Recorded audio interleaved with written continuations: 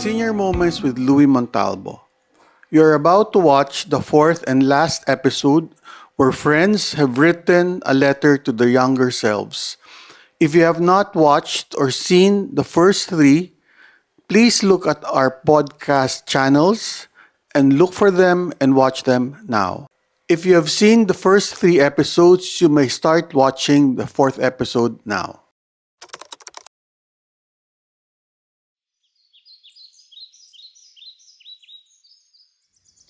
Dearest Lani, you're 25 and starting to think about the choices you've made so far, the roads taken, and more intriguingly, not taken. Should it have been medicine instead of law or a master's degree? Should you have accepted that job offered to you on a silver platter or work in a law firm? And which law firm? Should you have gone abroad or stayed home? There will be even more crossroads in the coming years. Marriage and children and resignations and leaving this country.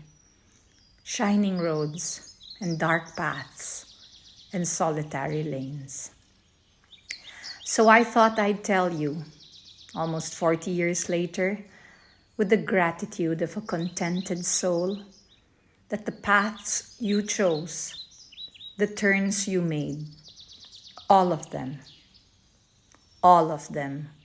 were the right ones. So go ahead, be the smartest person in the room, be assertive and fearless, love deeply, but choose who to love, and believe in magic. I am profoundly grateful for the roads you've taken. Oh, and start using sunscreen. With love and understanding, your almost 65-year-old self.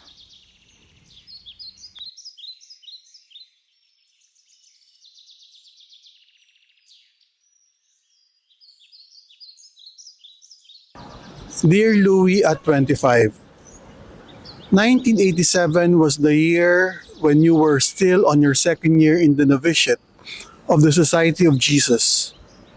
At that time, you really thought and wanted to be a Jesuit. You had no idea of the life you will be leading for the next 30 or 40 years. I would not spoil the surprise on what you will be going through by writing down the details of your experiences in this letter of mine to you. But if you will allow me to give you some thoughts and insights that I think might help you go through the coming years of your life. First is, it will pass. Whatever it is that you will be going through, no matter how painful, no matter how difficult they will all pass. There will be moments when it is as if your world is crumbling down and your future is dark and bleak and you are hanging by a thread. Your heart will be broken many times. You will face a great uncertainty on whether or not you can survive the trials. But let me tell you, those moments will pass. I will not tell you what you would become after those moments. It is up to you to go through them. But whatever it is that you will go through, all those things, all those moments will pass. Second, try to enjoy your life and the moments of your life more. Don't take things too seriously. You know and I know that you are the kind of person who desires to do great things. And you tend to pursue grand dreams, but many times you can be too hard on yourself. And you deprive yourself of being just in the moment. So you should find time to rest and savor the moments alone and with people you love.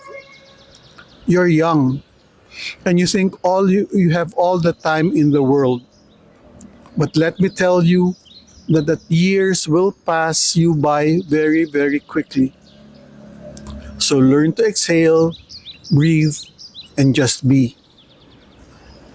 Which brings me to my last advice to you: love and love deeply. I do not really need to tell you this because you love with all your heart, which is both your strength and your weakness.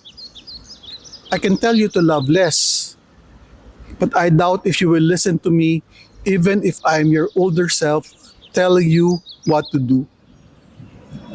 So instead of stopping you from loving, I will just tell you that by the time you reach the age of 62, which is what I am right now, things do settle down.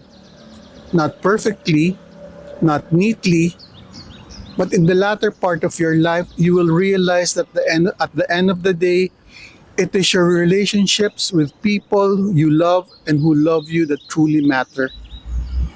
There will be people, not that many, who will stay with you and journey with you all throughout the many seasons of your life. They will be your anchor and your sanctuary. It will pass. Savor the moments. Love deeply. From Louie at 62.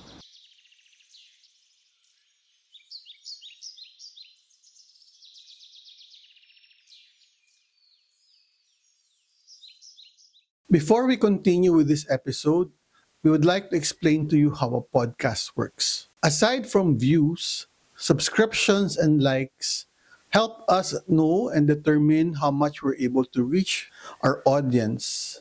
We notice based on our analytics that 60% of you who are watching us have not subscribed on our YouTube or Spotify or Apple Podcasts. So we would like to request you as you're listening to us to please press that button, like and subscribe.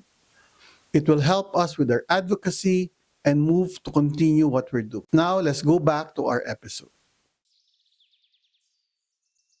Dear 25-year-old self in 1976, it has been 3 months into the declaration of martial law.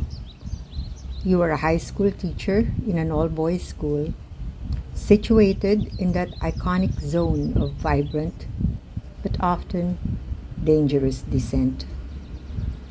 Can you take pause from the hurry ding ding and seemingly endless ascent to what was really a down staircase? From the constant fear and anxiety about a third of your class who were in rallies and another third who were either up or down, depending on their drug of choice. That was the year you were rethinking teaching.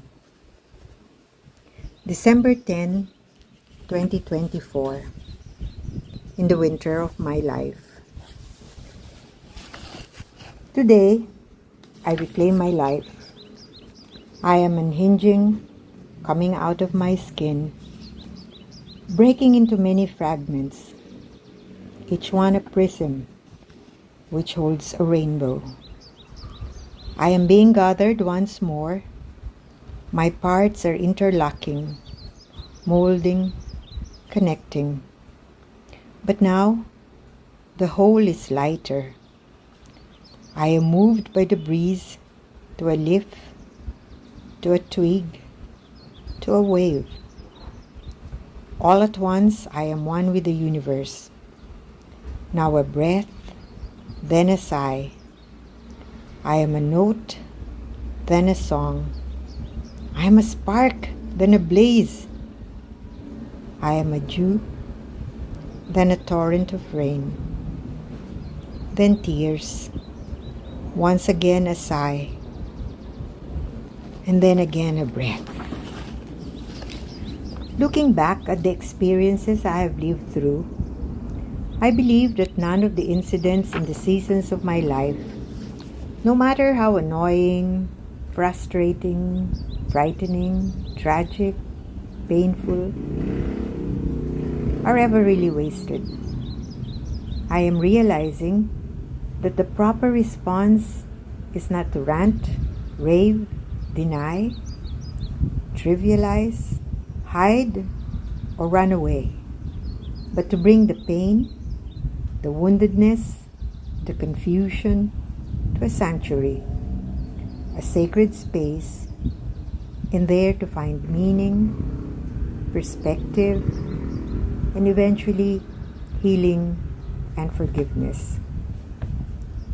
Yes, no event in our lives is really wasted, including the wrong choices, the missteps, the detours. They all happen for a purpose.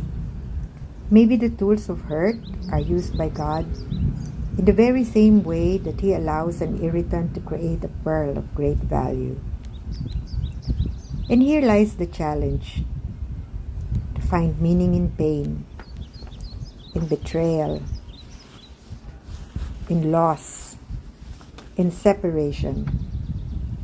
The questioning does not stop, but through faith, it ceases to be a struggle. In the winter of my life, I have given myself permission to say, now, my plate is really quite full these days. Instead of shoving tasks to one side of the plate to make room for more.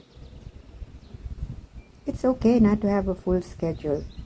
Instead of cramming every single waking hour with an important to do. No, running on empty is not desirable.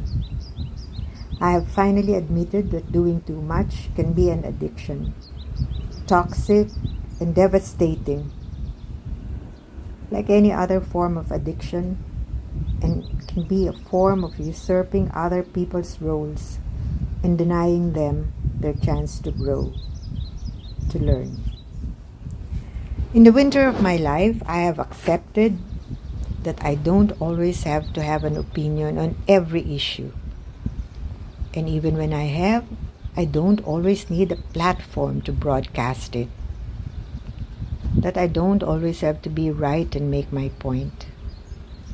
Often, it is better to just be kind and considerate. In the winter of my life, I now have permission to admit I don't always know what to do. I don't always have a plan. The former coping mechanisms of seeking comfort in work, in business, in running on my own steam, in having all bases covered by a plan, now yield to patiently waiting on God to reveal His plans and for the Holy Spirit to lead me. In the winter of my life, I have learned to be tolerant of ambiguity. I may not always know what to do, but God does. Many issues remain unresolved, but I trust God will act on my behalf. He has proven Himself constant and faithful, even when I have not. He is my solace now, as He had been in the spring of my life, when I thought I heard a faint calling to be a missionary. In the summer, where I juggled career and domestic responsibilities and raising a son with borderline ADHD. In the autumn of betrayal and losses. In the winter of contentious custody issues over a grandchild. Each season was a major molting, a transition eased only by grace and the presence of family members and friends who journeyed with me, and by humor, which prevented me from taking myself too seriously. But that was grace too. Each transition was also time for equipping for more adversities. The idols of my youth, achievements, are all broken now. Aren't you glad you endured, persevered, kept the faith, and navigated life with some of the most awesome human beings in the planet? You have kept as friends for the last 5 decades. Have you noticed how, over time, your students, your children, nieces and nephews, have somehow caught up with you and have invited you to their sandboxes, and you have invited them to your dance floor, and you are now playing and dancing in more collegial spaces? Now at 77, you know that aging is more than just cataclysmic changes consisting of physical and cognitive decline. a diminution of capacity, a narrowing of the sphere of influence, and a string of painful losses and partings. It was also a quiet ripening into wisdom, spiritual growth, and authenticity. We hope you have enjoyed watching the series of letters to our younger selves. If you want to send us your letter to your younger selves and want us to air it, you can do so based on the link that we will be showing you. Thank you very much. This is Senior Moments with Louie Montalbo, diving into the mysteries of the later years.